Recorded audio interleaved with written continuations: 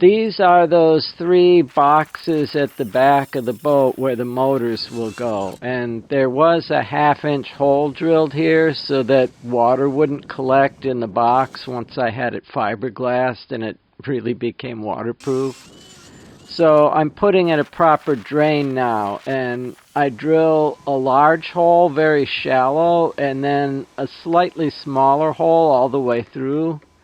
And then I clear the material out basically between the 2 holes as an area for the flange for these drains that I got. That they're real cheap, and they go in the end of a PVC pipe, which is basically the exact size of the hole that I drilled.